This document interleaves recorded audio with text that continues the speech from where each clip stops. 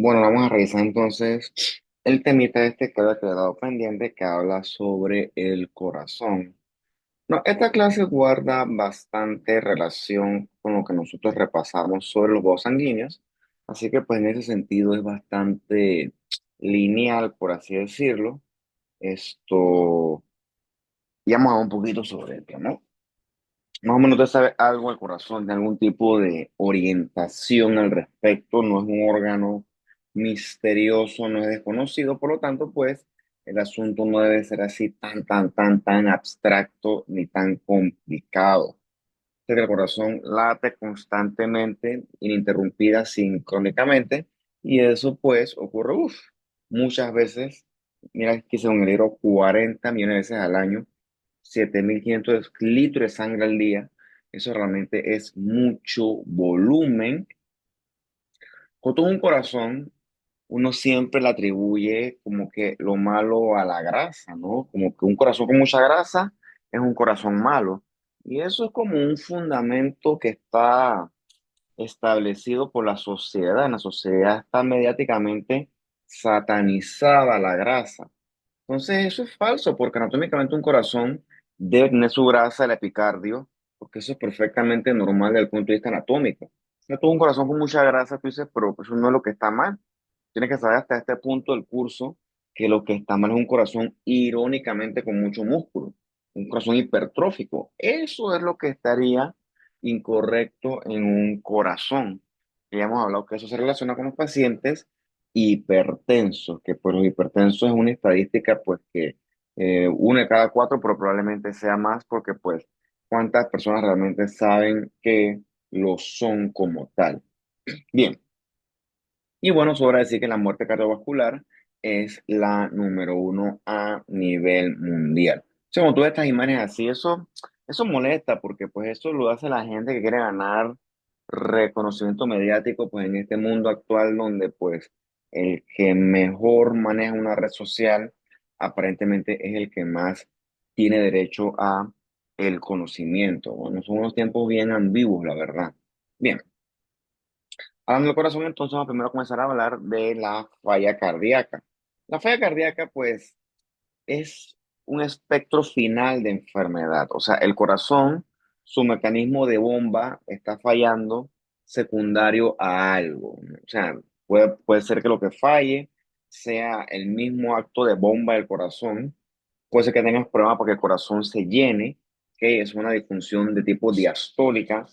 Puede ser que tengas problemas con la contracción, es una disfunción sistólica. Puede ser que tengas algún tipo de problema valvular, ya sea una estenosis o una regurgitación de la válvula, ya sea la tricuspidia, la pulmonar, la mitral o la aórtica. Puede ser que haya un tipo de tema con el tema de la conducción eléctrica, eso en el contexto de las arritmias. Puede ser que haya comunicación entre las cavidades, comunicación anómala. Eso correspondería con un cortocircuito que lo vamos a repasar superficialmente en las cardiopatías congénitas. Entonces es importante que tú tengas este contexto del corazón lo más claro posible, con las venas cavas, con la aurícula derecha, con la sangre que pasa el ventrículo derecho vía la válvula tricuspidia. Luego pasa el ventrículo derecho a la arteria pulmonar, de ahí la sangre se reoxigena en los pulmones y regresa al corazón izquierdo vía las venas pulmonares que se vacían hacia la aurícula izquierda, de ahí pasa esa sangre al ventrículo izquierdo vía la válvula mitral y de ahí se bombea la sangre al resto del cuerpo vía la aorta. Ese es el ciclo normal de la sangre. Cuando ese ciclo se interrumpe, el flujo se comienza a acumular hacia atrás y entonces puede venir lo que tú conoces como falla cardíaca. Bien, ¿cómo tiene la falla cardíaca? Pues obedece que algo intrínseco está mal con el corazón. Y si tú no lo corriges, ese algo va a progresar y el pronóstico cada vez va a ser peor.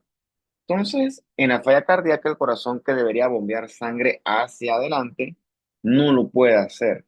Y por lo tanto, pues, tus tejidos se van a quedar con menos aporte sanguíneo y el corazón lo que tiene que hacer es trabajar sobregirado, trabajar a mayores presiones. ¿Cuándo puede el corazón fallar? Bueno, por ejemplo, un paciente se infartó y obviamente cuando se infarta, parte del ventrículo se muere y ese ventrículo que está muerto obviamente no late y obviamente este corazón, entre otras cosas, puede comenzar a fallar de una miocardiopatía isquémica o lo otro es que hay algún tipo de valvulopatía, ya sea estenosis o regurgitación que va a evitar que el flujo sea normal a partir del corazón y que entonces la sangre se comience a acumular. Y esa acumulación es la que va a llevar entonces a sobrecargas de volumen. Bien, el corazón se late y el corazón se relaja y se llena de sangre. Entonces, cuando el corazón no se puede contraer adecuadamente, eso sería una disfunción de tipo sistólica. Y eso aplica tanto para el corazón izquierdo como para el corazón derecho. El tipo va a tratar de latir, pero no puede. Probablemente por algún tipo de problema intrínseco del músculo, como por ejemplo en un corazón que está infartado o cuando ya pues hay hipertensión de mucho tiempo de evolución. Ahorita vamos a explicar por qué la hipertensión con el tiempo pues correspondería con una falla o disfunción de tipo sistólica. Lo otro, lo que es más común en estadios tempranos, es que tengas un tipo de defecto de llenado, o sea, que tengas una disfunción de tipo diastólica. Eso ocurre, por ejemplo, ahora sí en el paciente hipertenso en un contexto quizás más fácil de entender, cuando un corazón es súper grande, súper hipertrófico, tanto así que el músculo ocupa prácticamente toda la cavidad de ese corazón, y si es puro músculo, la cavidad es chiquitita y no se llena adecuadamente. Sí, ese corazón es bueno para latir, se contrae súper bien, pero a la hora de llenarse, el llenado será inadecuado. Entonces, en un inicio, el paciente con cardiopatía hipertensiva es hipertrófica del ventrículo izquierdo, tiene problema de llenado del corazón y por lo tanto, él no se llena adecuadamente, no se relaja adecuadamente y entonces la disfunción sería diastólica o de llenado. Bien, entonces el punto es que el corazón tiene dificultad para bombear sangre. Por alguna razón, vamos a ver diversos motivos en esta clase.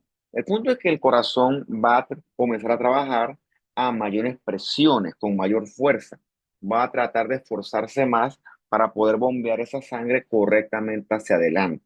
Y al final del día, eso va a alterar todo el sistema de presiones vasculares, tanto ventricular como venosa, y va a hacer que tu corazón trabaje de una forma sobregirada si así lo quieres ver. Entonces, tu corazón que tiene que tratar de empujar la sangre, si lo quieres ver así, pues se va a esforzar demasiado. Y lo primero que vas a encontrar es que el corazón se va a poner hipertrófico en un principio. Lo otro es que esto es como un carro, ¿no? Tú tienes un carro, tú quieres ir más rápido, y tú lo que vas a hacer es pisar el acelerador más fuerte. Y eso va a funcionar, pero eso expensa de que el carro gaste más gasolina y que probablemente sus componentes se deterioren con más prematuridad. Entonces tu cuerpo comienza a liberar un montón de noradrenalina, norepinefrina de tu médula suprarrenal y entonces eso hace que tu corazón, tu sistema cardiovascular en general, trabaje sobregirado, aumenta la frecuencia cardíaca, aumenta la fuerza de contracción y aumenta la presión arterial porque aumenta la resistencia vascular. ¿Ok? Todo eso para trabajar a mayores presiones para poder compensar esto que está sucediendo. Es un corazón que está trabajando sobregirado, un corazón que está trabajando con demasiado esfuerzo. Y al final del día, pues, ese esfuerzo excesivo hace que el corazón se dilate, o sería ya el espectro final. Por eso es que el paciente queda con disfunción de tipo sistólica, porque este corazón dilatado se llena bien, pero no se contrae bien, va a tener unas fibras todas estiradas y que al final, pues, van a tener mayor requerimiento de oxígeno. Entonces, es un corazón que va a estar todo, pues, esto, con demasiado esfuerzo sobre su pobre pared. Entonces, esta compensación inicial parecerá ser, ya pues, ya se solventó, ya se resolvió. Y como ya vimos en la clase de la adaptación celular, todas estas cosas tienen un precio, o sea, no son gratis. La adaptación celular tiene un beneficio, pero a su vez también tiene un costo. Entonces, este paciente hipertenso con un corazón con una hipertrofia del ventrículo izquierdo va a tener estas fibras grandototas, hipertróficas, con aumento del diámetro transversal y con un núcleo más grande. Sí, esa fibra es más fuerte porque tiene mayor cantidad de unidades contráctiles. Eso es cierto. Pero esa fibra es mucho más demandante de oxígeno, de glucosa, de nutrientes, etcétera. Por lo tanto, es más vulnerable a la isquemia. Ese es el problema de esto, ¿no? Una fibra normal trabaja bien con requerimientos bajos, pero esta fibra enorme es más fuerte, pero es mucho más exigente. Y entre más hipertenso yo soy, que esa es la historia natural de esto, porque la hipertensión no se cura, la hipertensión se controla, más hipertrófica se pone mi fibra y esa adaptación tiene límites. Eventualmente la fibra se degenera, sufre apoptosis, se altera el citoesqueleto y todo esto esto correlaciona con un corazón que con el tiempo es más débil, más frágil y que tiene mayor riesgo de sufrir lesión y muerte celular por isquemia. Bien, entonces es importante que hasta este punto tú tengas bien claro el concepto de la falla cardíaca izquierda, ¿no? Mejor dicho, del corazón izquierdo desde el punto de vista anatómico. Recordemos que es la aurícula izquierda que conecta con las venas pulmonares y el ventrículo izquierdo que conecta con la aorta. ¿Ok? La falla cardíaca izquierda es la más común porque es la que se relaciona con la hipertensión arterial. Ya conocemos que es hiper recontra archicomún este tipo de enfermedades. O se relaciona con algún tipo de valvulopatía del corazón izquierdo, obviamente, ya sea mitral o aórtica. Entonces mi corazón izquierdo está tratando de bombear sangre a la aorta, pero no lo está logrando, ya sea porque tengo algún tipo de problema valvular o algún tipo de problema a nivel de la contracción del ventrículo izquierdo. Que toda la sangre se está quedando en el ventrículo izquierdo, eventualmente la presión del ventrículo izquierdo va a llegar a su límite y la sangre se va a comenzar a retornar hacia atrás, hacia la aurícula izquierda. Y con la pobre aurícula va a suceder el mismo fenómeno. Se va a sobrecargar la aurícula izquierda de volumen al punto que no va a tolerar más volumen y entonces se regresa toda esa sangre hacia atrás, hacia las pobres venas pulmonares. Y aquí viene el concepto entonces que nosotros conocimos en la clase de los trastornos hemodinámicos. Llega un punto en el cual la presión venosa aumenta lo suficiente como para que la presión hidrostática sea demasiada y entonces ya no aguanta más volumen esa pobre vena pulmonar y se comienza a fugar ese líquido hacia afuera, porque por ocurre esto que está aquí, hay aumento de la presión a nivel pulmonar. ¿Y dónde cae el líquido ese? Obviamente el líquido va a caer al pulmón, va a caer al alveolo. Por eso es que el paciente va a tener dificultad para respirar porque tiene sus pulmones llenos de agua. ¿Ok? Cuando esa agua se acumula, se forma un edema pulmonar, en este caso un edema pulmonar de tipo trasudado. Recuerda que esto no tiene nada que ver con inflamación. Esto es un edema que se está formando por un tema de alteración de presiones y de fuerzas hemodinámicas, principalmente presión hidrostática. Por eso es que el paciente va a tener disnea y tos porque está el tipo sobrecargado de volumen. Lo otro es que el paciente está parado por un tema de gravedad, el fluido desciende hacia la parte inferior del cuerpo, pero cuando el paciente se acuesta, ese volumen regresa súbitamente al tórax. Entonces, el paciente no puede tolerar estar acostado, sobre todo de noche. Entonces, tiene que dormir semisentado. Esa es la ortopnea esa. Y lo otro es que si se acuesta por accidente, el tipo de una vez se sofoca y se levanta tosiendo, durmiendo, entonces no duerme bien. Esa es la disnea paroxística nocturna y te habla a ti de que el paciente está sobrecargado de volumen a nivel pulmonar. Entonces, el pulmón aquí está sano, el pulmón está tranquilo. Aquí el problema es únicamente el corazón. El corazón es el que está condicionando todo este problema. Bien, con el tiempo, si el paciente es hipertenso, ponte, el corazón se va a poner enorme. Por cuenta que el corazón se va a poner, va a tratar de compensar, compensar, compensar, y la compensación es mayor esto, hipertrofia del ventrículo izquierdo. Entonces, sí, el corazón en un momento lo va a lograr, pero acuérdate que esa compensación tiene límites. Lo otro es el tema este neurohormonal. El corazón comienza a trabajar con más presiones porque el tipo aumenta la fuerza de contracción, aumenta la frecuencia cardíaca, entonces va a estar taquicárdico. Después tú conocerás en tu curso de propedéutica y semiología que vas a tener ruidos agregados porque ese corazón está sobregirado y eventualmente, sobre todo con el tema de la aurícula izquierda, cuando ésta se distiende, se dilata, se altera el sistema de conducción eléctrico y puede haber fibrilación auricular. Esa ya la conocimos cuando hablamos nosotros de la trombosis, ya tú sabes la consecuencia tromboembólica de la fibrilación auricular. Por eso es que no viene el caso que yo pues la mencione nuevamente en esta clase. Fíjate que aquí se subió Champi y ahora me ha saboteado lo que yo estaba hablando. Déjame que como que se detuvo la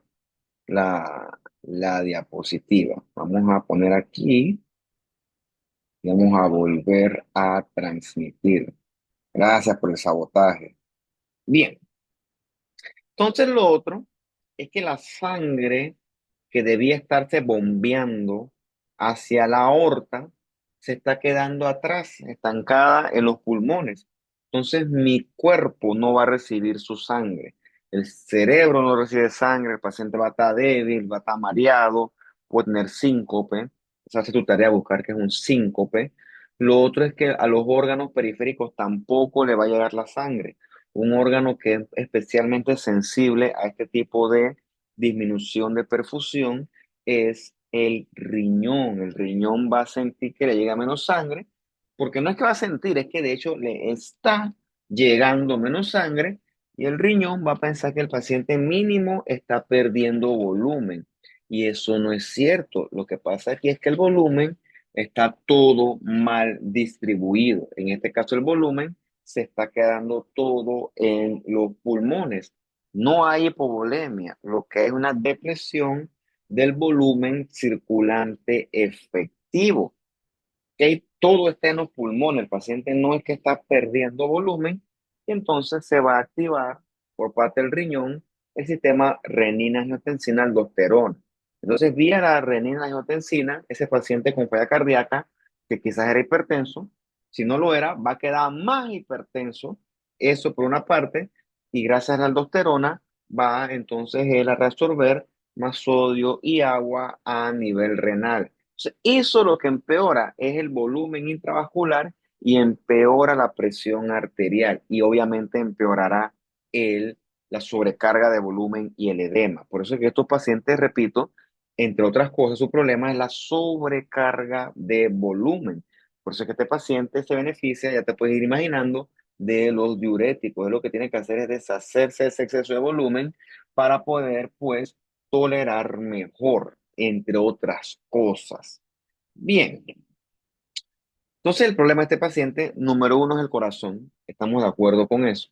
Si el corazón no lo corrijo, el corazón va a seguir recargándome de volumen y el volumen se va a seguir estancando, si lo quieres ver así, hacia los pulmones. Lo otro es el tema de la sal. ¿Por qué yo no debo tomar o consumir tanta sal de la dieta?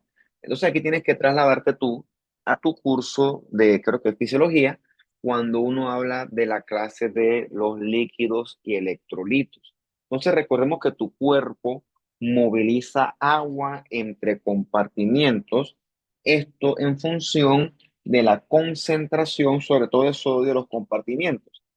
Si yo como exceso de sal en la dieta, esa sal llega eventualmente a mi estómago y se absorbe en mi intestino delgado y entonces eventualmente esa sal llega a mi sangre. Entonces, si lo quieres ver así, mi sangre va a estar salada.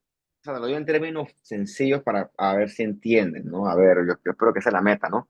Entonces, si mi sangre está salada, quiere decir que está hiperosmolar, quiere decir que está sobrecargada de soluto mi sangre. Estoy yo hiperconcentrado. O sea que la sangre va a estar más salada, si lo quiere ver así, en comparación con el líquido intracelular. Entonces va a haber movilización de volumen para balancear estas concentraciones desde dentro de la célula hacia la sangre. Recuerda que no puedo sacar la sal de la sangre. Lo que puedo es echarle más agua para que ésta se diluya. Entonces, esa dilución va a hacer que yo tenga más volumen de agua en la sangre. Lo que va a hacer es que me ponga más hipertenso y me ponga entonces con mayor sobrecarga de volumen. Por eso es que yo no puedo consumir tanta sal de la sangre si mi riñón no lo maneja bien o mi corazón tampoco lo maneja bien, como es el escenario de un paciente cardiópata como el que estamos viendo o nefrópata o las dos, porque suelen coexistir, por cierto.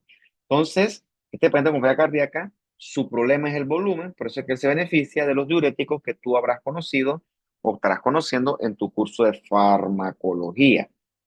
Lo otro es que el corazón, pues, tiene que contraerse con mejor eficiencia. Por eso es que hay medicamentos inotrópicos que mejoran esta contractibilidad. Lo otro es el tema del sistema renina-angiotensina-aldosterona. ¿Ok? Ese sistema se revierte gracias a los medicamentos inhibidores de la enzima convertidora de angiotensina. Todos esos PRIL, todos esos enalapril, perindopril, captopril, lisinopril, etcétera, son IECAS. ¿Ok? Que se oponen a estos efectos de del sistema renina-angiotensina-aldosterona. Esto lo dijo el libro. Yo no estoy tan seguro que los YECAS se opongan a la retención de sodio y agua. Lo dice el libro, eso lo podemos discutir. Lo que hace el YECA es inhibir la enzima convertidora de angiotensina. Eso sí, hay medicamentos que sí se oponen a los efectos de la aldosterona, como por ejemplo sería uno creo que sería la espironolactona. Habiendo dicho esto, puedo estar equivocado. La última vez que yo estudié esto a conciencia, lo hice cuando estaba como ustedes en la universidad, eso hace más de 10 años. Por lo tanto, yo te puedo decir a ti que yo no soy experto en esto. Yo sé patología, punto, no sé más nada, no sé, también sé histología, pero tampoco, pero no sé ni medicina clínica, tampoco sé propedéutica, tampoco sé, no sé nada de esas cosas, men. Mi conocimiento es full teórico. No me acuerdo, tendría que buscar si la espironolactona se relaciona con el temita este de la, de la aldosterona, no me acuerdo. Estoy buscando aquí para ver si la encuentro. Tengo una certeza alta, sí, es un alta de aldosterona. Ok, esto lo puse como dice el libro, pero lo dejé ahí para hacer la discusión, ¿no? Porque también esto es lo bueno de esto, que tú estudies algo y tú digas, bueno, en base a lo que yo he leído, no estoy tan de acuerdo. Y claro, tú discutes lo que dice el libro, no como para que tiene la razón, sino como un acto de consolidación del conocimiento. Yo la verdad que, pues, creo que eso es lo correcto de esto. O sea, tú no tienes que creer todo lo que te digo yo. Soy una guía, soy una orientación para ti, pero tú realmente tienes que agarrar lo que yo te digo, estudiarlo, redactarlo, practicarlo y pues construir tu propio conocimiento. Yo nunca diría que yo sé o que sé todo o que soy el dueño de la verdad. Claro que no, claro que no. Yo simplemente soy una guía para usted, el que tiene que construir su conocimiento de usted mismo. Bueno, es una pequeña reflexión.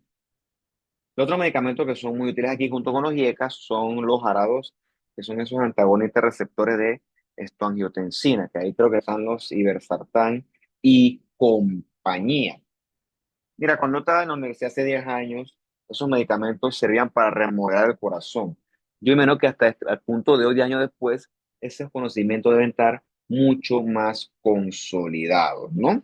Bien, lo común estadísticamente es la falla cardíaca derecha. Encontrar una falla cardíaca izquierda aislada es súper, no es súper, pero es mucho más raro.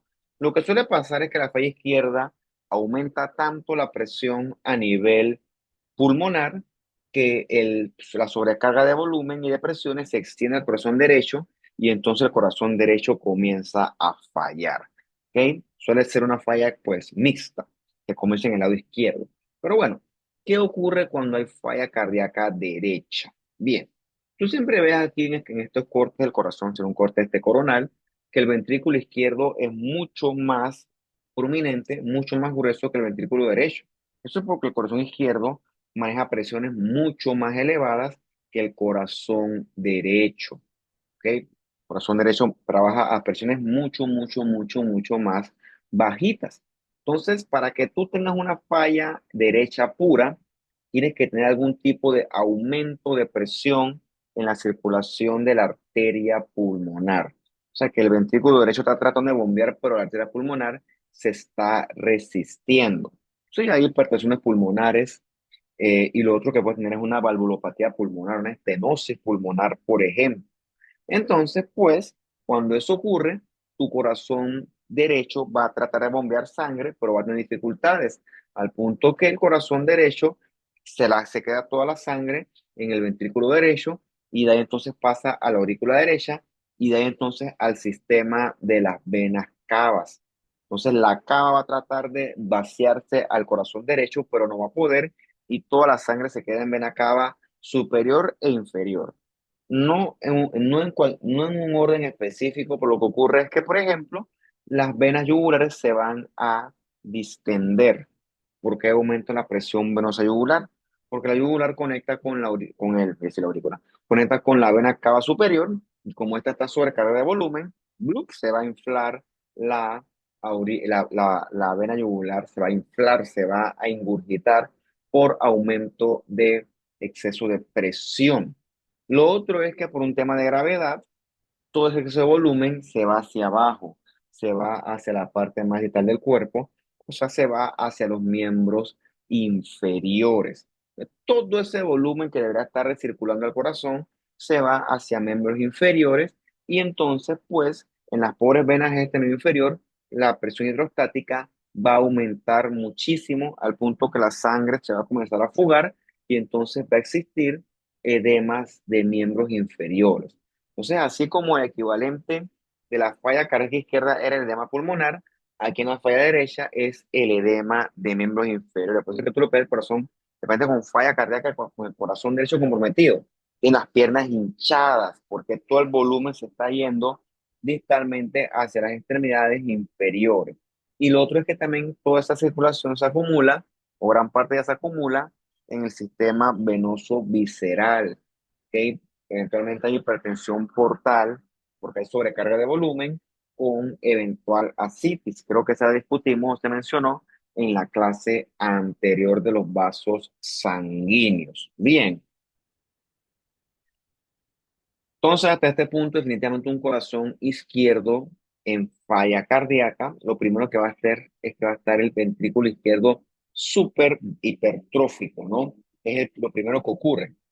Ves que está súper grueso el ventrículo y ves que la luz está súper chiquitita, súper reducida. Por eso que sí, ese corazón se contrae bien, pero ese corazón no se llena adecuadamente. Por eso es que la disfunción en un inicio es diastólica. Si verás esto en un microscopio, verás que las fibras individuales están todas hipertróficas. Lo otro es que los pulmones están sobrecargados de volumen. Y no solamente está comenzando a filtrar sangre hacia el pulmón, sino también eritrocitos. Y los eritrocitos no deben estar libres en el alveolo. Lo que debe haber es solamente aire. Entonces, esos eritrocitos van a ser fagocitados por los macrófagos alveolares y se forman estas células que ves aquí. Estas son las chocolatitas que son macrófagos cargados de pigmento de hemosiderina, que son las curiosas células de falla cardíaca, las heart failure cells, que yo creo que esas las discutimos o se mencionaron en alguna otra clase anterior. Llega a un punto donde el pulmón está tan sobrecargado de volumen que el fluido comienza a fugarse al espacio pleural y el paciente tendría fusión pleural o derrame pleural. Todo este volumen recuerda que es un volumen o un líquido de tipo trasudado. Recuerda que esto se acumuló producto de temas de alteración de presión hidrostática. Reitero, esto no tiene que ver directamente con inflamación. Pero como te dije, se fugan eritrocitos sin querer queriendo hacia los espacios alveolares y los macrófagos se lo van a fagocitar, constituyendo las famosas células de falla cardíaca, porque recuerda que en ese espacio alveolar no tiene por qué haber eritrocitos. Se ve este corazón acá, súper hipertrófico, es la prominencia del ventrículo izquierdo, este corte axial, ves cómo se pone ese ventrículo súper grueso, súper prominente, muy bueno para contraerse, pero pésimo para llenarse. Por eso es que la disfunción, perdón, va a ser diastólica. Con el tiempo se dilata el ventrículo por exceso de volumen y lo que hay es entonces un problema de contracción. Ya ese músculo es redundante y no se contrae adecuadamente. Y en esta caja D es para que tú veas los núcleos anormalmente grandes que forman entonces estas hipertrofias del ventrículo izquierdo. Hay aumento de el núcleo y aumento del diámetro transversal de la fibra. Está descrito que estos núcleos de hipertrofia ventricular se ven así cuadrados, ¿no? Y que boxcar nuclei, que son esos núcleos que parecerían como el vagón de un tren. De hecho, con mucha imaginación y con mucho amor, yo diría que sí se parecen, los boxcar nuclei se parecen a los núcleos que tú encuentras en el vagón de un tren, ¿no? Entonces, pues esos núcleos boxcar son característicos de la hipertrofia ventricular, principalmente la izquierda. Bien, mm, dime algo rapidito, porque yo creo que yo había hecho aquí una modificación a esto y ahorita como que no me acuerdo bien. Ah, viste, es que era aquí. Yo le puse aquí como por secciones, porque aquí vamos a pasar a la segunda sección de la clase que habla sobre las cardiopatías congénitas. Ciertas cositas muy generales, ¿no? Muy generales. Tampoco es que aquí vamos a nosotros a hacernos expertos en esto, porque pues este tema es sumamente amplio, sumamente extenso, y pues es imposible que yo lo logre abarcar en una simple clase. Pero es solamente para que hasta este punto tú te hagas ciertas ideas y pues más o menos tengas un contexto de qué es lo que ocurre en la falla cardíaca, esta, ¿qué falla cardíaca de qué? En las cardiopatías congénitas, ¿no? Esto es un tema más que todo de pediatría, etcétera, pero bueno, es para que tú tengas al día de hoy un insight de qué es lo que está ocurriendo acá. Bien,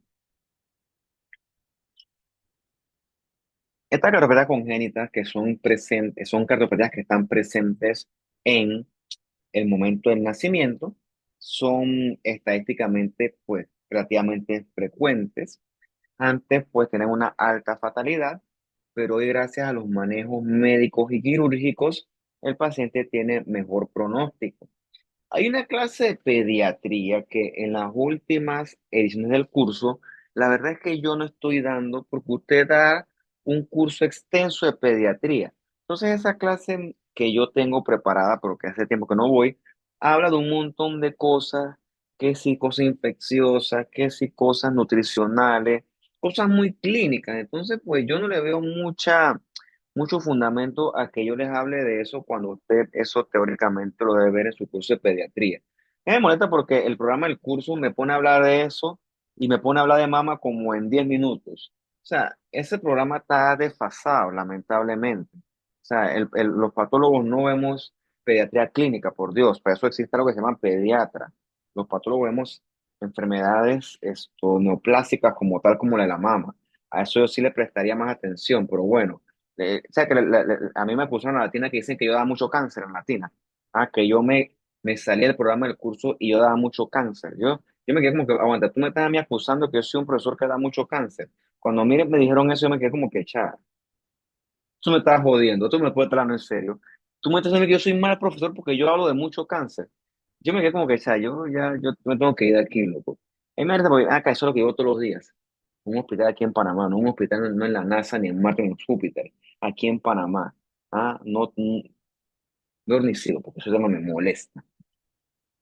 El punto es que estas cardiopatías se asocian a problemas durante el embarazo, ¿ok? Sobre todo estos agentes teratógenos o teratogénicos, que son elementos tóxicos que la mujer embarazada se puede exponer y puede conllevar a malformaciones del bebé. Por ejemplo, el alcohol, el cigarrillo, drogas como la talidomida, infecciones como el sarampión, la rubiola, todos son agentes que se deben evitar durante el embarazo, porque si no, van a tener consecuencias muy relevantes para el bebé. Repito, eso es pediatría, es una patología como tal, pero bueno, mejor no lo digo en voz alta porque me dicen que es que yo me extiendo del curso y que yo doy mucho cáncer y que eso está mal, porque está mal hablar de tanto cáncer, es incorrecto. Bien. Hay que hablar de la cardiopatía congénita. Esto sí, porque cuando me mandan a hacer una autopsia, aquí yo tengo que saber anatomía y tienen que saber que el corazón de un bebé, mucho menos de un feto, no es igual al corazón de un adulto. Son muy diferentes, ¿ok? Esto sí formaría parte del terreno de la patología morfológica como tal. Entonces, pues recuerda que el bebé vive así, vive dentro de sus membranas corium y amnios. Él no respira aire como tú. Él vive por lo menos 38 semanas sumergido en fluido. Obviamente, sumergido en fluido, su pulmón no va a funcionar. Están colapsados. O sea, si tú te metes la cabeza en una piscina, tú no vas a poder respirar. Si no me crees, puedes intentarlo y después me dices cómo te fue. Eh, Fine, no voy a discutir eso. Entonces, si el bebé no respira aire como nosotros, ¿de dónde él obtiene sangre? Pues, ¿de dónde obtiene oxígeno? Y la respuesta es de la vena umbilical. Yo creo que hasta este punto, ¿será que usted habrá visto esto? Sí, lo tiene que haber visto en embriología, así que esto debe ser algo tipo repaso para ustedes. Bien, aquí viene un concepto medio ambiguo porque viene el concepto de arteria y vena, siendo arteria un vaso que lleva sangre oxigenada y siendo vena un vaso que lleva sangre desoxigenada. Puede que ese concepto es medio ambiguo porque tiene excepciones. Más bien, una arteria sería un vaso que bombea sangre. La mayoría bombea sangre oxigenada, pero es una arteria que bombea sangre no oxigenada. ¿Como cuál? Como la arteria pulmonar. Y una vena sería un vaso que recibe sangre y lleva sangre hacia el corazón. Por lo tanto, son vasos venosos como las venas cavas, sangre desoxigenada. Nuevamente, hay excepciones a esa regla, como por ejemplo las venas pulmonares, que son venas que llevan sangre oxigenada de vuelta al corazón izquierdo. Otra excepción sería la vena umbilical, que viene de la mamá y es un vaso que va hacia el corazón del bebé, que a pesar de ser una vena, lleva sangre umbilical. Mira, el bebé recibe sangre de la placenta está aquí, la placenta está adherida al lecho materno, o sea, está adherida al útero y conecta directamente con la circulación materna. Entonces, esa sangre de la mamá pasa a la placenta y vía la placenta pasa entonces a el cordón umbilical, ya sea que son dos arterias, una vena, y la vena entonces umbilical que está aquí, con un rojo bien bonito, bien puro, ella lleva sangre oxigenada hacia el bebé. Si sigues la vena umbilical, vamos a seguirla, eventualmente ella llega hacia el corazón derecho. ¿Ok? Y aquí se mezcla con algo de sangre desoxigenada que venía de la vena cava estándar normal del cuerpo. Y bueno, aquí hay algo de mezcla de sangre oxigenada con sangre no tan oxigenada que llega entonces hacia el corazón derecho. O sea, más o menos aquí la sangre se mezcla, pero la sangre sigue siendo en gran medida oxigenada. Lo normal sería que esto pasara al ventrículo derecho y se bombeara a la arteria pulmonar y a los pulmones. Pero recuerda que los pulmones aquí no existen. O sea, no existen funcionalmente, no están funcionando. Entonces, ¿cómo hacemos que la sangre esta oxigenada pase hacia el corazón izquierdo? Bueno, vía una estructura anatómica que es exclusiva del bebé, que es este huequito, vamos a hacer zoom, este huequito que está aquí, que comunica las aurículas. este orificio que está aquí, que hace que la sangre pase de derecha a izquierda, ese orificio se llama el foramen oval. Sí, el foramen oval permite que la sangre oxigenada pase de aurícula izquierda, perdón, derecha, y pase entonces a la aurícula izquierda. Entonces, gran parte de la sangre pasa a través del foramen oval. Pero bueno, va a haber otra cantidad de sangre que se queda en el ventrículo derecho y se bombea a la arteria pulmonar.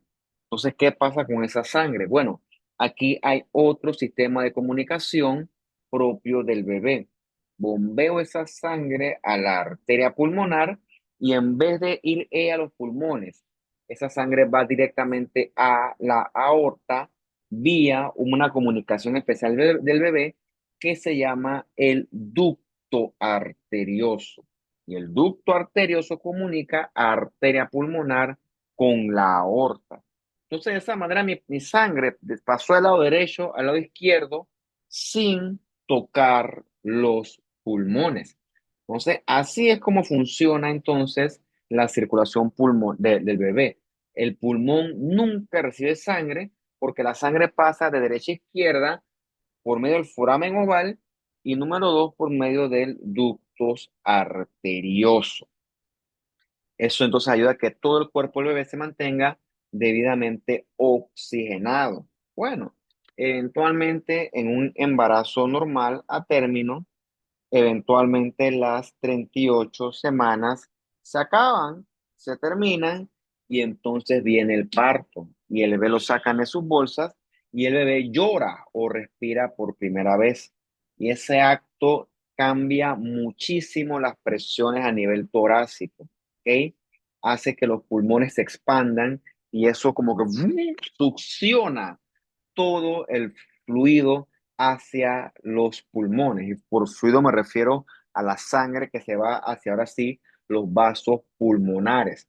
Ese cambio de presiones entonces poco a poco cierra el ducto arterioso y también cierra el foramen oval. Y con el cierre de estas estructuras, entonces viene el establecimiento ya conocido y reconocido de la circulación de la sangre en el corazón del adulto. Entonces, conociendo estos conceptos, las cardiopatías congénitas, de un punto de vista simplificado, se dividen en las que son cianóticas y las que son acianóticas o no cianóticas. Cianosis quiere decir que yo pasé sangre desoxigenada de vuelta a el cuerpo, ¿ok?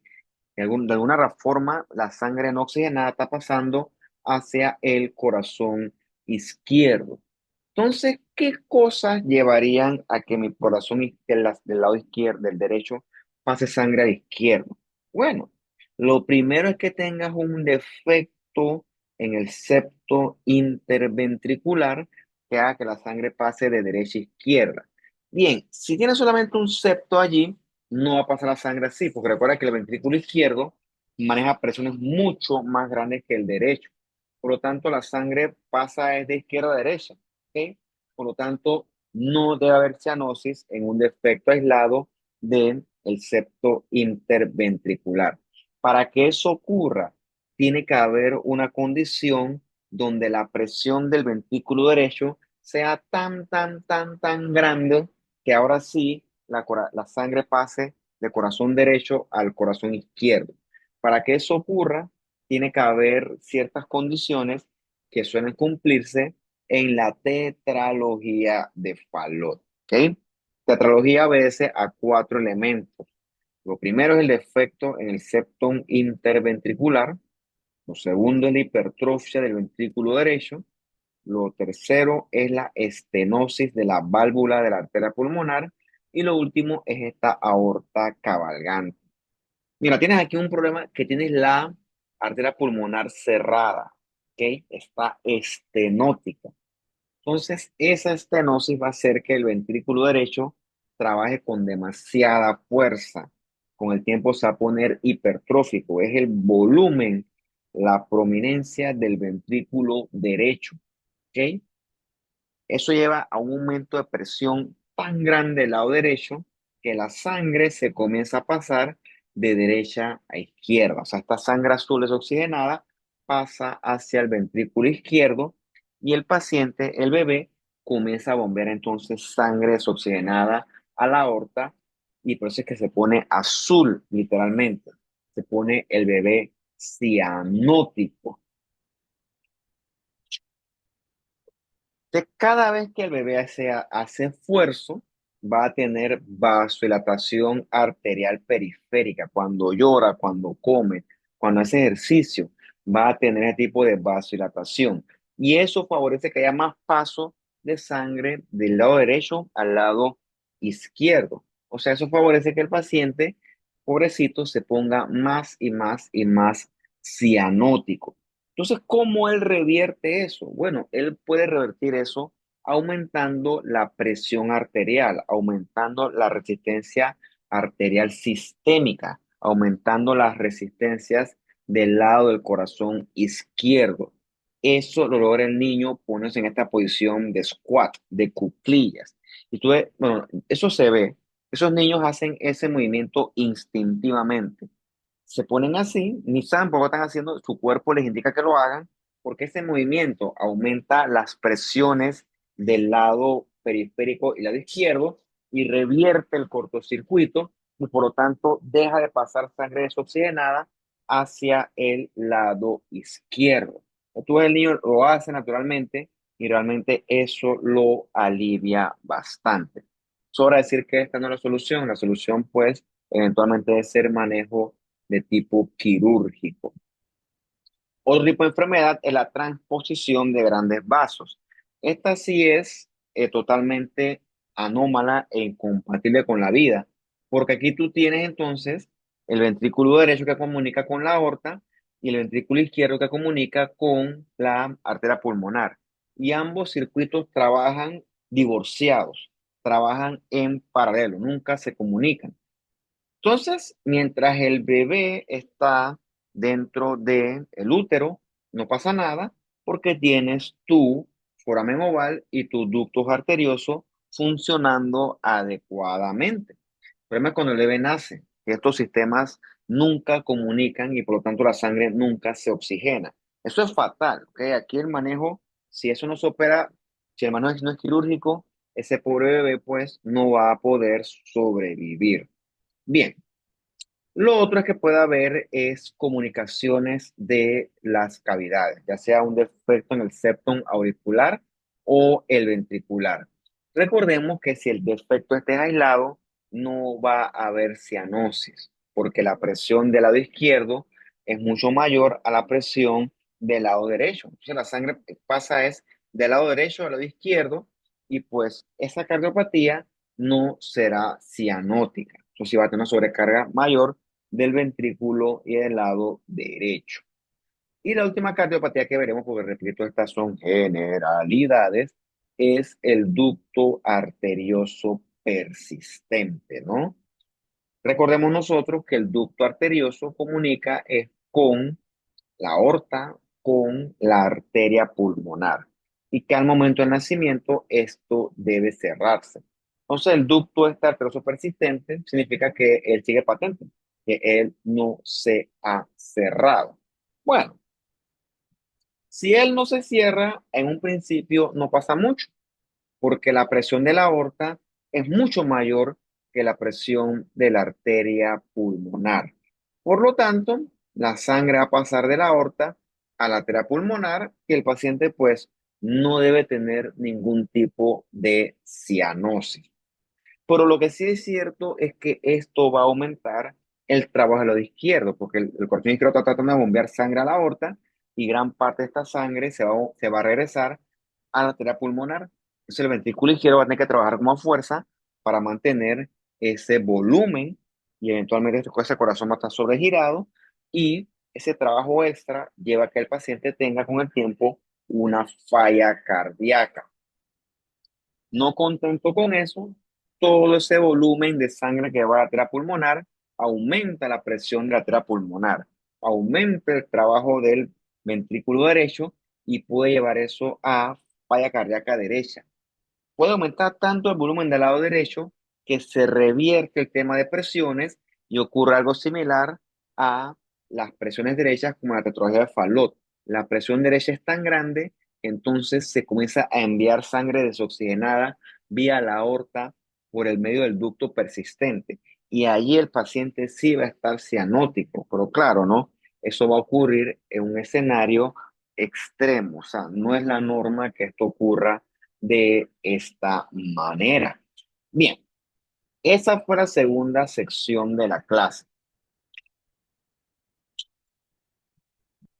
Vamos entonces ahora a discutir la tercera sección que habla sobre la cardiopatía isquémica.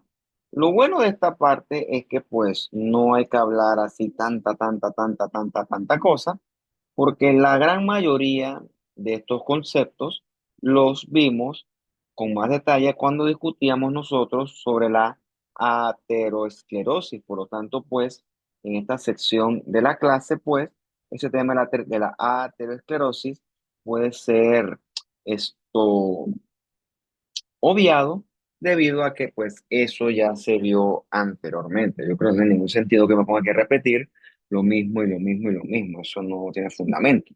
Bien, cardiopatía isquémica involucra que ahora sí hay isquemia como tal en el corazón.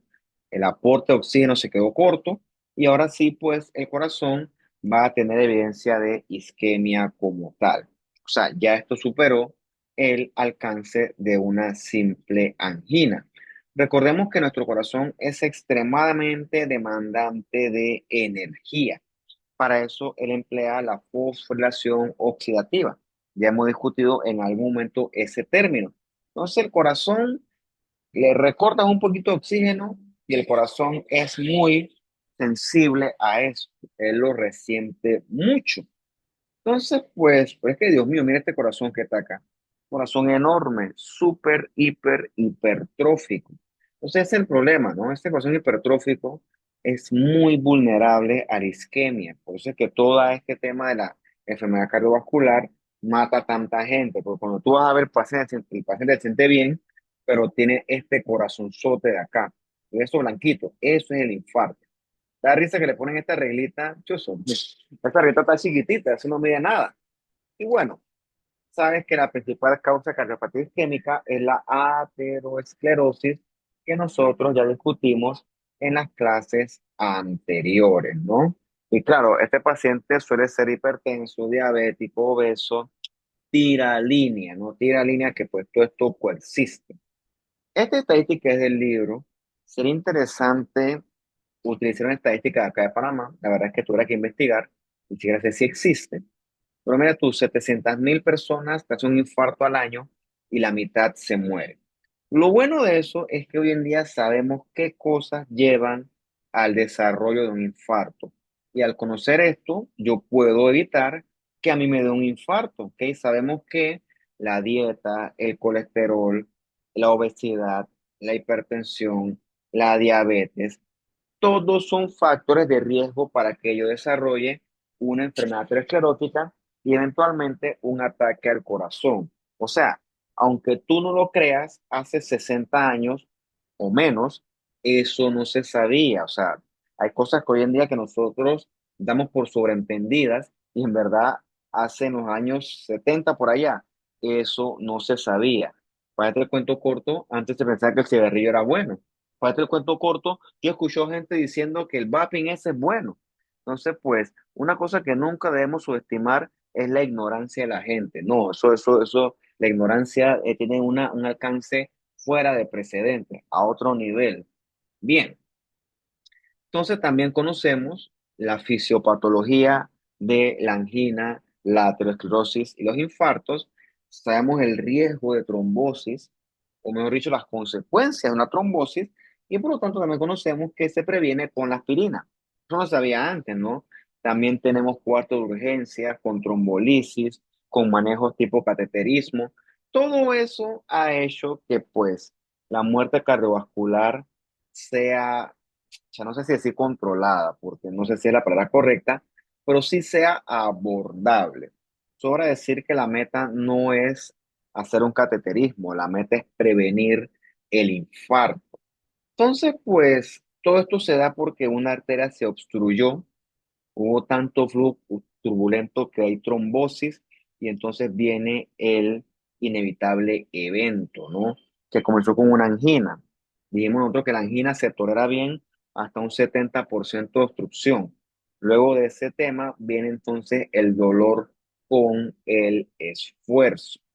Ya hablamos de la aterosclerosis, hablamos de la inflamación de la arteria, se puede trombosar esta arteria y que esto se pone peor si el paciente es hipertenso porque eso aumenta más la turbulencia de ese pobre vaso.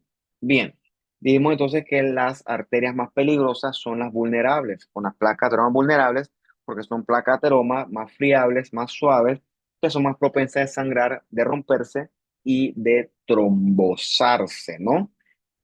En este sentido, hay tres tipos de anginas. Está la angina estable, esta es la angina que yo hago esfuerzo, hago ejercicio, me duele el corazón porque la demanda aumenta mucho y mi arteria no oferta suficiente sangre. Y bueno, me duele, tengo limitación con el ejercicio, pero esa limitación, ese dolor, mejora cuando yo descanso o cuando tomo algún tipo de vasodilatador. ¿Ok? Cuando la obstrucción aumenta, entonces yo evoluciono a una angina inestable, ¿ok? Una angina que yo tengo dolor en reposo. ¿Qué diferencia hay entre una angina inestable y un infarto como tal? Que en el infarto sí hay ya evidencia de isquemia, hay evidencia de muerte celular por necrosis debido a la isquemia, que ya tú sabes bien que esto es una muerte de tipo necrosis coagulativa. Y la otra que tú debes ver en tus otros cursos, que es la angina de Prince-Metal, ¿no? Que esa es la que nosotros esto vemos cuando hay vasoespasmos coronarios y estas responden a bloqueadores de canales de calcio. Solamente voy a decir eso pues porque eso es más que todo medicina clínica que pues no me corresponde a lo que yo doy en este curso, pero para que tú tengas el concepto, ¿no? Entonces, cuando hay infarto como tal, aquí sí hay evidencia de necrosis. Recuerda que es necrosis coagulativa. ¿Ok? Está además repetir que pues esto ocurre en el contexto de aterosclerosis y que las mujeres están protegidas durante la reproductiva por el tema este hormonal. O sea que pues somos los hombres los que nos infartamos, pues.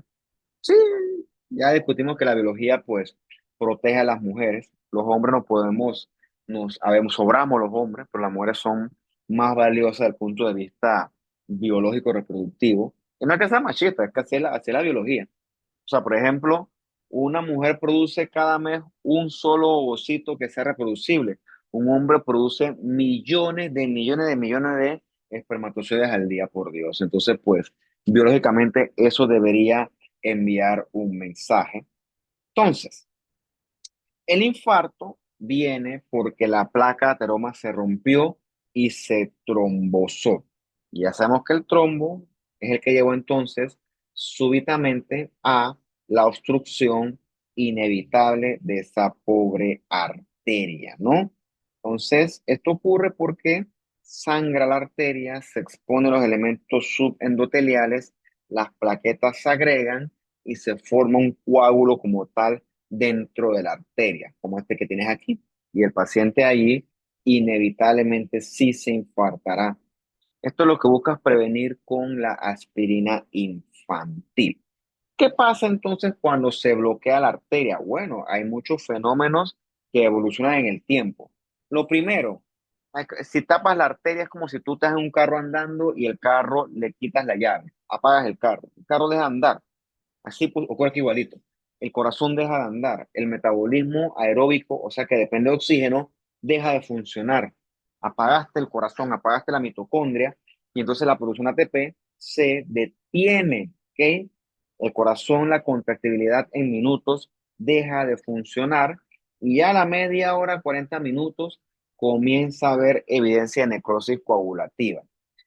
En este periodo, el paciente aún es candidato, más o menos de una hora, tiene que correr, no sé el tiempo exacto, sé que es poco, si es candidato a algún tipo de terapia de trombolisis, ¿ok?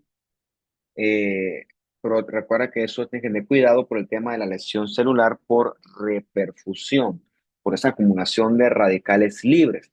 Lo otro es que el infarto puede comprometer a alguna estación de conducción eléctrica. no sinoatrial, auriculoventricular, qué sé yo, y entonces se altera todo ese nodo, se forma un montón de circuitos de reentrada y se forma alguna arritmia que suele ser fatal. De hecho, por ejemplo, depende si infarta, quizás el corazón como tal no estuvo tan comprometido, pero tiene una fibrilación ventricular, que es una arritmia de muerte. El paciente se murió fue por la arritmia. O sea, eso también ocurre, por cierto. Entonces acá, ¿no ves? Recuerda el infarto, cómo se ve bien delimitado, corresponde con las clásicas zonas de necrosis de tipo coagulativa. Entonces, la zona que primero sufre cambio es en el subendocardio. Ahí es donde primero, pues, ocurre el infarto porque es más susceptible a la isquemia. La isquemia, como nosotros conectamos con la clase de inflamación, atrae neutrófilos, después macrófagos, esto se edematiza todo, se llena de estos radicales libres, o sea, todo el corazón se inflama, ¿ok? El efecto tope lleva más o menos a las 6 horas. En ese momento el infarto será transmural, o sea que afecta todo el espesor del corazón. Si eso ocurre, pues ya ahí sobra decir que el pronóstico es muy, muy, muy reservado, por no decir que ya esto es cuasi fatal, ¿no? Obviamente el infarto va a depender qué vaso fue el afectado, qué tan rápido se obstruyó y si yo tengo o no colaterales que puedan bypassear esa obstrucción. Estadísticamente, la arteria que más se obstruye es la coronaria descendente anterior izquierda, que es la que irriga a la pared anterior del ventrículo izquierdo. Esa es la que en la mitad de los casos más o menos se va a obstruir. Bien. Con el tiempo, los infartos van a cambiar. En un inicio es una lesión tipo necrosis coagulativa, con neutrófilos, con macrófagos, con edema y eventualmente con fibrosis en intento de repararlo. Si el paciente no se murió, el infarto va a ser reemplazado por una cicatriz de tejido conectivo. Recuerda que el corazón no se regenera, así que pues ahí reemplazas o emparchas ese corazón muerto, entre comillas, con una simple cicatriz de tejido conectivo. Sí, esencialmente eso es lo que ocurre, ¿no? A las 12 horas macroscópicamente no verás mucha cosa, ¿ok? Tienes que ver en un microscopio, sería la evidencia de que sí efectivamente hay necrosis de las fibras musculares cardíacas. A las 24 horas el infarto se ve rojo porque atrapa sangre y ya con los días es que tú encuentras, 2 días quizás, de repente un poquito menos, encuentras en las clásicas zonas amarillas que corresponden con el infarto, este tipo necrosis coagulativa, ¿ve? Con las zonas de isquemia estas bien conocidas. Si el paciente no murió, que pues suele ocurrir eso, vive con un corazón chancleteado, pero vive, eso está bien. Entonces ocurre lo mismo que vimos en las clases anteriores. El área de infarto es fagocitada por macrófagos y se reemplaza a eso por tejido de granulación. No voy a decir que eso porque eso tú lo conoces, ¿no? Hay que tener cuidado aquí porque el tejido de granulación es suave, es friable y en ese momento se puede romper y el paciente se puede morir. Entonces, ese paciente tiene que seguir siendo monitorizado en una unidad coronaria de cuidados intensivos. Eventualmente, con las semanas, este tejido de granulación es reemplazado por una cicatriz de tejido conectivo fibroso, ¿ok? Entonces, y ya ahí pues el infarto se terminó de reparar. ¿Ves esto amarillo que está aquí? Eso es tejido de granulación. O sea, el paciente está vivo, pero como este corazón sigue latiendo, esto está suave, eso se puede romper y el paciente ahí pues sí se puede morir. Entonces, que esto hay que seguirlo monitorizándolo estrechamente. Por acá tiene entonces las fibras aquí fantasmagóricas, sin núcleo, y en el fondo un montón de neutrófilos. Nunca debemos encontrar neutrófilos en el corazón no se debe inflamar, cuando eso ocurre algo está ocurriendo. Por acá más inflamación y por acá con un masón es el fondo azul, es un corazón que ya pues tiene bastante fibrosis producto de la formación de una cicatriz. Por acá, nuevamente necrosis poblativa de las fibras, es que las fibras están fantasmagóricas, están vacías, no hay núcleo, más sí se conserva el contorno de la célula y lo que no hay tampoco es esto, están vacíos los núcleos, perdón, me lo que iba a decir, y lo que sí vemos nosotros es un fondo con bastante leucocitos. Recuerda que la fibra muerta atrae inflamación. Bien, a diferencia de la angina, el dolor del infarto es un dolor de muerte. El paciente está asustado, está ansioso. El dolor no mejora con el reposo ni con nitroglicerina y el dolor se irradia al cuello, la mandíbula. El paciente está sudando, está pálido, está asustado, puede vomitar. Repito, obviamente yo no me he infartado, pero los pacientes sí te dicen, Chuzo, yo siento que me voy a morir, estoy asustado. Ese es el dolor de un infarto, porque ahí se puede morir. Cuando el corazón se infarta, se compromete el ventrículo izquierdo principalmente. Y un ventrículo que no lata adecuadamente acumula volumen y eventualmente ese volumen se regresa a la aurícula izquierda y de ahí a las venas pulmonares. Y ocurre un fenómeno igualito o muy similar al que discutimos nosotros en la falla cardíaca izquierda.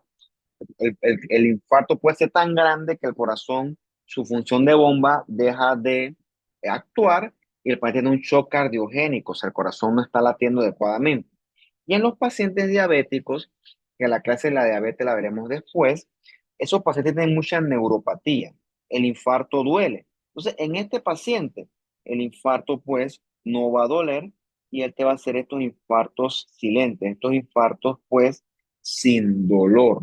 Entonces, es una causa importante de muerte en diabéticos, es el paciente con estos infartos que no le van a doler. Puede te infartar en una casa y él se siente, pues, digamos, se siente bien o se siente, pues, con un poquito de molestia, ¿no? Con un poquito.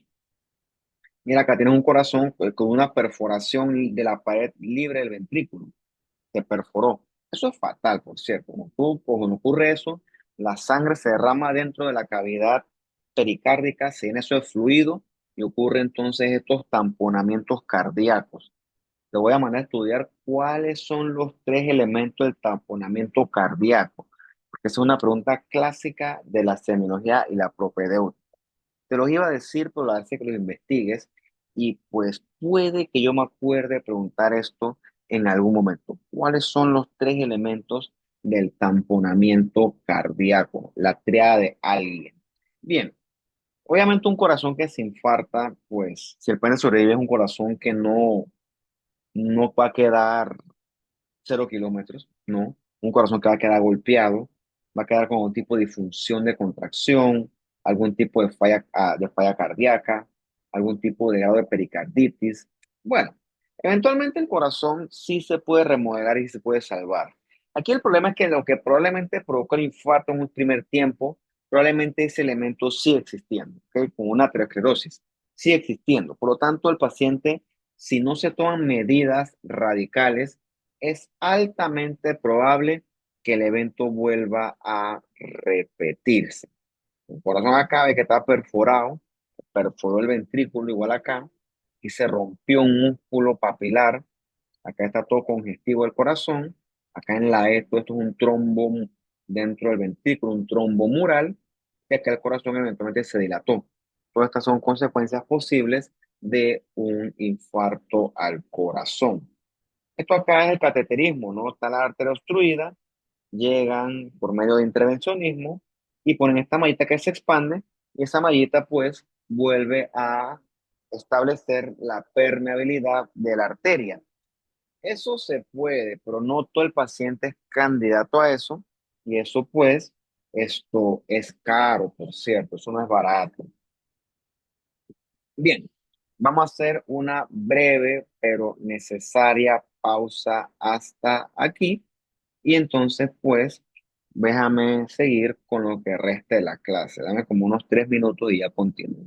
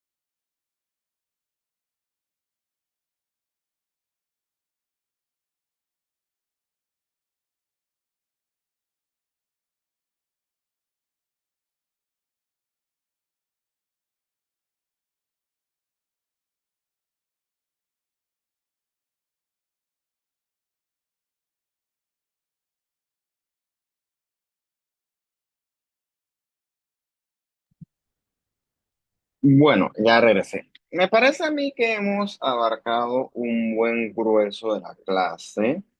Yo pensé que esta clase era más corta, pero yo siento que yo siempre tengo una alteración de la percepción del tiempo con las clases. La alteración del tiempo y la alteración del espacio y la longitud. Y yo no sé, ahorita yo no he visto que aquí el tiempo de compartir ya va por 1 hora y 18 minutos. Yo dije, bueno, yo, casi, yo decía en mi casa, esa no lo hago fácil en media hora, si total eso es, que si falla cardíaca, que si aterosclerosis, una tontería. Y mira tú, ya vamos a pasar a este montonón de tiempo. Ay, Dios mío. Eh, bueno, ¿qué se le va a hacer? No me estoy quejando, estoy diciendo como que chuzo, no hay forma de hacer esto corto. No pasa nada, no pasa nada. Vamos a hablar un poquito de otra enfermedad del corazón. Aquí está muy de moda, bueno, antes estaba más de moda, sigue estando de moda. Aquí no se puede morir nadie ahora joven porque fue la vacuna del COVID. Y tú sabes, ¿no? La gente dice eso porque a la gente le gusta ser científicos. A todos nos gusta hablar de ciencia, a todos nos gusta saber de medicamentos, a todos nos gusta saber de ciencia. Y bueno, pues esa, casi una mala palabra, esa extensión del conocimiento, ese mal uso del conocimiento, está muy relacionado con las redes sociales. Las redes sociales, pues, son un medio poderoso de difusión de información buena y también difusión de información mala. Es importante tener eso en cuenta, pues, porque si usted no conoce bien, usted va a dejar que un charlatán lo engañe, le meta cuento y pues Chuzo, ¿cómo están los charlatanes en la calle? Wow, hay una abundancia de charlatanes. Entonces, pues, este tema de la vacuna del COVID ha sido una revolución completa y pues les ha ayudado a esos charlatanes a ganar un público, ¿no? Y es otro tema que pues, ¿para qué ellos están hablando de eso en este momento? Hay muertes súbitas, sí, muertes súbitas, porque quizá el paciente te hizo una arritmia de muerte. Yo no voy a hablar de eso aquí porque usted da un curso de BLS, de primeros auxilios, no sé qué, y ahí hablas que es una sistolia, que es una fibrilación ventricular, que es una taquicardia ventricular sin pulso, que es una actividad eléctrica sin pulso. Eso pues no me corresponde a mí discutirlo. Bueno, por ejemplo, yo ahorita voy a usar mi ejemplo. A mí no me gusta ejemplo yo porque yo no me quiero enfermar. De hecho, yo no me puedo enfermar. Yo no tengo derecho a morirme todavía, todavía no. Yo tengo responsabilidades, tengo dependientes a mi cargo, por lo tanto, yo no soy dueño de mi vida, si lo quieres ver así, todavía no. Y no pasa nada, yo no me quiero morir. Esto, pero bueno, tú tienes esta gente que está por la calle con un grado importante de aterosclerosis, gordo, obeso, eh, sedentario, voy a ser menos severo, ¿no? Tienes un paciente evidentemente obeso, un hombre mayor ya, tranquilo. Hoy en día la obesidad está perfectamente normada por la sociedad. Tipo, bueno, vamos a llegar al médico, o sea, una vez que no pasa nada, además, yo te lo pago. Dale, vamos para allá. ¡Pum! Hipertenso, taquicárdico en reposo, colesterol volando, diabetes, perdón, azúcar volando, diabético hasta que hacemos todo lo contrario. O sea, y el tipo andaba por la calle así normal y cuando tú vas a ver, el señor siempre estuvo metabólicamente descompensado. O sea, estabas cocinando un infarto ahí y tú ni por ahí te diste cuenta. Es un corazonzote secundario es hipertensión, que pues una cosa que sabemos hasta este punto es que eso no duele. O sea, si yo soy hipertenso, eso no me va a doler. Y si tengo aterosclerosis, me va a doler es cuando eso ya está bastante avanzado. La que es muy, no es común, la que ocurre en los atletas jóvenes es esa muerte súbita y se relaciona mucho con una cardiopatía hipertrófica. Por ejemplo, ahora sí yo puedo decirlo, yo puedo tener un corazón hipertrófico ahorita y yo no lo sé porque, repito, eso no duele. Yo sé que no porque pues para hacer la residencia creo que me hice una placa de tórax y estaba bien. Bueno, esto pasé casi como en el 2016, así que ya pasó tiempito de eso, por cierto. Pero bueno, o no, yo me hice una cosa del corazón recientemente, así que hace como peripandemia me hice eso, así que y todo estaba bien. Pero bueno, si tú tienes un corazón hipertrófico, que es por diversas razones, quizás por hipertensión que tampoco está estudiada, pues lo tienes y no te das cuenta. Digo, ustedes quizás conocen su presión arterial porque en la universidad se la pasan tomándosela, pero alguien que no tiene nada que ver con esto llegó a los 30 años, 35, y nunca se tomó una presión arterial, porque eso no duele, no molesta, y cuando vas a ver lo que tienes es un corazonzote cocinado allí. Entonces, eso todo se correlaciona con este tipo de eventual compromiso a nivel cardiovascular. ¿Ok? Entonces, probablemente, paciente joven, está con un corazón hipertrófico, él no sabe, repito, un corazón demandante de oxígeno, nutrientes, etcétera. El tipo se pone a correr 90 minutos, el corazón que era demandante ahora es extra demandante y no lo aguantó, ¿ok? No lo aguantó el corazón y te hace una muerte súbita. Mira que hay cardiopatías, miocardiopatías que son enfermedad inherente al corazón, que probablemente el paciente tenía eso. Sí, pero bueno, Nati, es que da un coraje porque de una vez vienen los... Todo el mundo quiere ser científico ahora, todo el mundo quiere ser experto en medicina. Yo entiendo, ¿ok? Todo el mundo envidia, todo el mundo ansía, todo el mundo quiere tener la bata blanca porque pues se te da poder, lamentablemente el que no la tiene no tiene ese poder. Pero bueno, tira línea porque eso es otro tema. Ya hemos discutido bastante la hipertensión, por lo tanto en esta parte no hay que hacer tanto énfasis. Yo soy hipertenso, mi pobre corazón, mi ventrículo izquierdo va a trabajar sobregirado y eventualmente el corazón se va a poner súper hipertrófico para poder vencer esa poscarga excesiva que ejerce la pared de esa arteria hipertensa. El resultado va a ser una hipertrofia del ventrículo izquierdo. O sea, la hipertensión hasta este punto queda claro que afecta al corazón, afecta también al cerebro, porque si mis vasos son chiquititos, están tan apretados que se pueden romper, y viene el así llamado enfermedad cerebrovascular hemorrágica, o mejor conocido como derrame, y al riñón, pues porque se altera toda la perfusión renal en el paciente hipertenso, y se altera la filtración, todas las cosas que tú conoces de tu curso de fisiología. Entonces, sí, mi corazón para compensar eso se pone hipertrófico, pero sabemos ya que esa hipertrofia no es la solución milagrosa, no, es una adaptación con limitaciones y que tiene un precio a pagar. Ya que el ventrículo este izquierdo todo hipertrófico. En un inicio, el corazón hipertrófico tiene una disfunción diastólica, pero con el tiempo el ventrículo se puede dilatar y tienes ahora una disfunción de tipo de contracción sistólica. Un corazón normal de un individuo normal de 60 70 kilos, eso hay tablitas porque el peso varía, es de 320 gramos, 360 gramos. Yo el punto de corte que uso es hasta 500, ¿ok? Corazón pesa 500 gramos en adelante, este es un corazón grande, es un corazón hipertrófico. Lo otro que puedes medir es la pared del ventrículo izquierdo. Si mide más de 2 centímetros, eso es hipertrofia, ¿no? Entonces, es un valor que nosotros usamos porque el paciente se muere, hacemos la autopsia y el paciente pues ni por ahí. El ejemplo es el clásico corazón verde. Es un clásico, por cierto. Esto es una cosa que uno nada más ve una vez en la vida y no se vuelve a repetir. El corazón verde es un clásico que yo no sé si lo mostró a ustedes. Yo siempre comparto las cosas con los diversos grupos, pero tengo tantos grupos, tengo realmente bastantes, que yo la verdad es que pierdo la noción del tiempo con respecto a eso. Así que pues no sé si para ustedes, si no, pues sorry. Este era el paciente del cerebro verde, que también tenía el corazón verde, y el paciente se murió por un tema de un trasplante hepático. Yo creo que eso lo hemos discutido. Y conocemos el corazón. Ey, ese corazón está hipertrófico. El corazón está súper gruesa la pared y la cavidad es chiquitita. Entonces el paciente quizás nunca lo supo, quizás nunca se lo estudió, nunca le interesó. No lo voy a culpar, quién soy yo para jugar un muerto. Pero el paciente quizás era hipertenso y esa hipertensión fue poco a poco cocinando una hipertrofia del ventrículo izquierdo. O sea que el paciente se murió con eso. Se murió con una cardiopatía hipertrófica. Bien, entonces pues este corazón izquierdo va a tener morfológicamente unas fibras musculares aumentadas de tamaño, con unos núcleos aumentados, los boxcar nuclei, y hay mucha fibrosis en el fondo, o sea, esa fibrosis intercelular.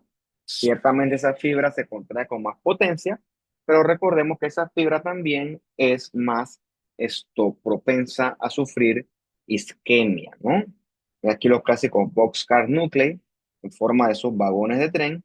Y bueno, estos Ninja Star, estos sí nunca los he visto, así que esto vamos a obviarlos. Vamos a centrarnos en que boxcar nuclei es un hallazgo morfológico muy característico de la hipertrofia del ventrículo izquierdo. Bien, con respecto a las valvulopatías, tú eventualmente verás tu curso que si de propedéutica, que si medicina interna, que si pediatría, que si cardiología, y allí verás con más detalle qué es una valvulopatía, qué es una estenosis, qué es una regurgitación, y también verás por qué se forman soplos. El soplo se forma porque el flujo a través de una válvula que está apretada o que está insuficiente es turbulento. Y entonces el flujo ese se escucha a través de iba a decir que a través de un microscopio. No, se escucha a través de un estetoscopio. La estenosis es que la válvula no se puede abrir completamente. Con la estenosis aórtica suele deberse a estas válvulas calcificadas. Eso hasta cierto punto es un cambio degenerativo. Cuando hay insuficiencia o regurgitación, puede ser, por ejemplo, a veces en el contexto de endocarditis. Nosotros debemos encontrar estas válvulas que están todas estas bolitas amarillas, todas son calcificaciones. Cuando está calcificado la válvula no se puede abrir. Bien, entonces, pues repito, puede haber estenosis o regurgitación. Cuando afecta la mitral, esto se asocia mucho con cardiopatías reumáticas. Otra tarea para ti. Yo siempre digo la misma tarea, por cierto. A veces se aprenden algo. Búscate qué es una cardiopatía reumática, pero con el tiempo ya tiene mucho compromiso a nivel valvular. Otra enfermedad que existe, quizás no tanto como uno pensaría, es la endocarditis. La endocarditis infecciosa consiste en infección de las válvulas cardíacas con la formación de estas lesiones exofíticas que protruyen, que se llaman las vegetaciones. La vegetación es puro tejido inflamatorio con necrosis y bichos y microorganismos. Esto está todo inflamado. El agente infeccioso suele ser una bacteria bien gaya cuando está en la piel, como un Streptococcus viridans o un simple Staphylococcus aureus. En la piel ellos son gallitos, no hacen nada, pero cuando encuentran la manera de entrar al cuerpo, valga la redundancia, allí causan estragos, allí sí hay mucha consecuencia al respecto. Como todo en el cuerpo, cualquier cuerpo extraño, cualquier material extraño es propenso a infectarse. Por ejemplo, una sonda urinaria, una prótesis, ¿qué se me ocurre a mí? Eh, ahorita no tengo mucha imaginación, sorry. Pero cuando tratas con un reemplazo valvular, esa prótesis valvular se puede también sobreinfectar.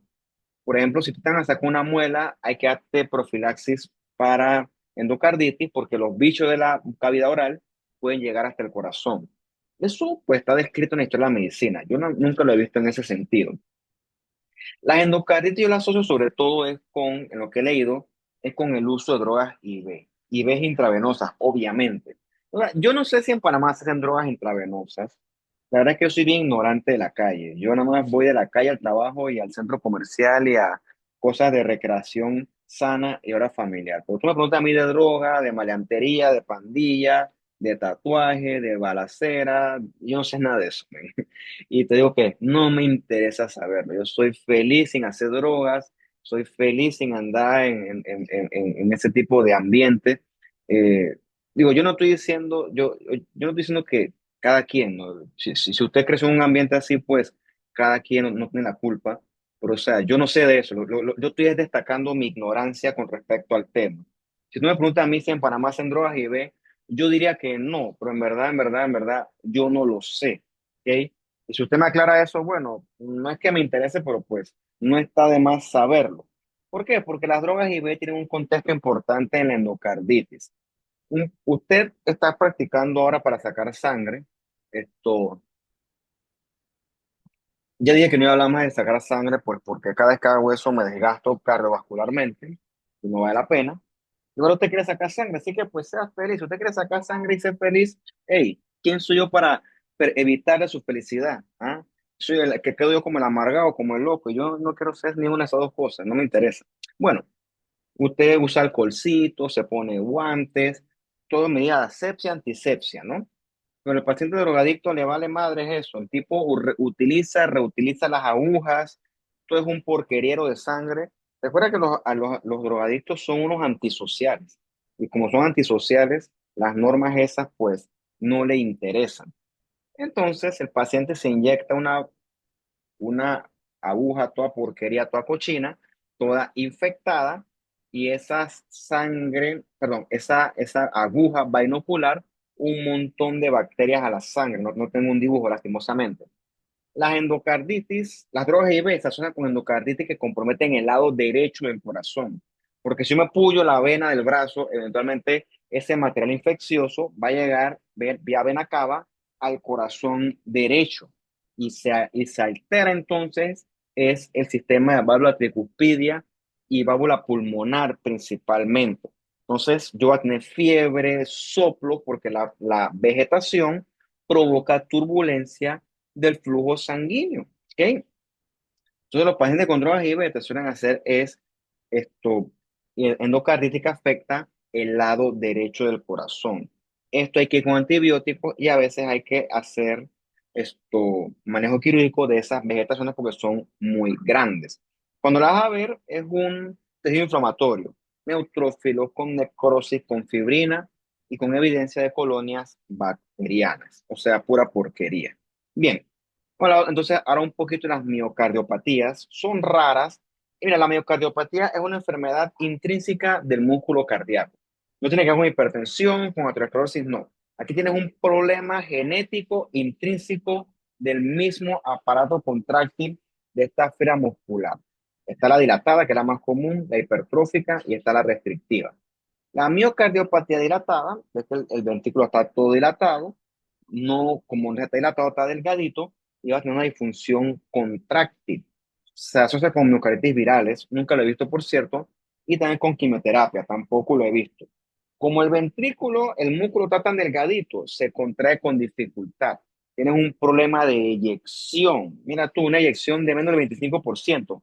Eso es poquitito. Eso lleva falla cardíaca de tipo sistólica y el pronóstico es bastante reservado. Mira este corazón, todo dilatado, una supercavidad y un músculo delgadito, y en el microscopio bastante fibrosis intersticial en esa crómico de Masón. La miocardiopatía hipertrófica es esencialmente igualita desde el punto de vista fisiopatológico con la cardiopatía hipertensiva. Solamente que aquí el paciente adivina que no es hipertenso.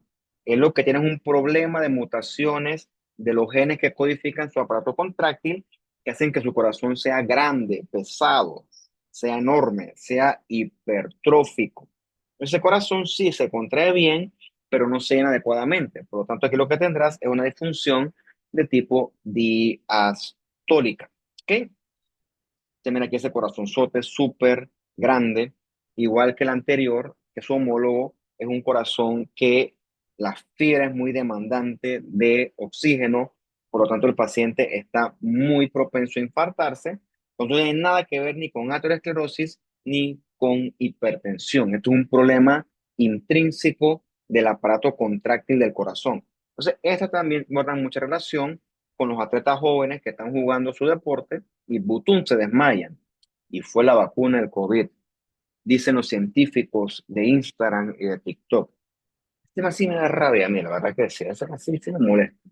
Bien, y el corazón es hipertrófico, enorme, claro que lo pones a sobregirarse y el corazón no va a poder más, no puede, la demanda es demasiado excesiva y la pobre arteria no puede irrigar tanto volumen de músculo. Por lo tanto, pues tiene fundamento lógico que ese corazón esté propenso a sufrir isquemia con más facilidad. Bien, y la restrictiva es como si te pusieras una camisa XXXXS, va a estar todo apretado, no va a poder ni levantar los brazos. Bueno, así me está el corazón de restringido, no puede latir. Una causa muy mencionada de esto es la amiloidosis cardíaca, ¿ok? La amiloidosis la mencionaremos cuando discutamos la clase de la enfermedad de la sangre, la hematolinfoide. Ahí se menciona la amiloidosis, ¿no? Este corazón que está todo apretado, tiene falla cardíaca por llenado y por diástole. O sea, falla diastólica, sistólica, porque él ni se contrae ni se llena porque está todo apretado, todo restringido. Bien, las miocarditis, tampoco he visto, por cierto, por suerte son raras, son una causa de muerte. El paciente, el corazón se inflama, eso compromete rápidamente el aparato contráctil, el paciente se muere. O sea, parece que no es una muerte normal. Cuando tú vas a ver, tienes una miocarditis, chuzo. Esto a mí me preocuparía. Puede ser virales, por estos Coxsackie virus o enterovirus, o por lo que usted está en su curso de parasitología, que son la enfermedad de Chagas, por esos tripanosomas. En paciente inmunosuprimido también puede ser por toxoplasma. Esta nunca la he visto ni la he escuchado, es más rara, pero lo dice el libro. Es una causa de muerte, por cierto, no que el paciente, un infarto, ¿no? ¿Qué infarto de qué? Resultó ser una miocarditis. O sea, eso pues sí está descrito. Repito, no lo he visto porque es raro, pero sí está descrito. Si yo llego a estar en algún lugar y yo veo un animalito de estos, mi reacción va a ser salir huyendo, ¿ok? Porque estos triatóminos son los vectores de esos tripanosomas. O sea, tú ves un chinche, un escarabajito amarillo y negro, bueno, si tú te quieres quedar ahí, ese problema tuyo. Pero yo, la verdad es que no quisiera lidiar con ninguno de estos animalitos tan curiosos, de ninguna manera. Decía yo el curso anterior que esta clase sí la di presencial. Cuando yo estudié esto decían que los tripanosomas vivían en todos lugares con Che, Chorrera, Chepo, Chagres, Chiriquí, no sé, dime cualquier otro tú. Y eso como que generó controversia. Ella nada más estoy repitiendo lo que a mí me dijeron. Yo no hice que yo no inventé eso. Ya, yo no sé si es verdad o no, pero pregúntale a Daisy, a mí no me pregunte eso. Y bueno, aquí están entonces las fibras musculares cardíacas y ve que todo esto está inflamado. El maestro dice una granulomatosa. Hay células multinucleadas.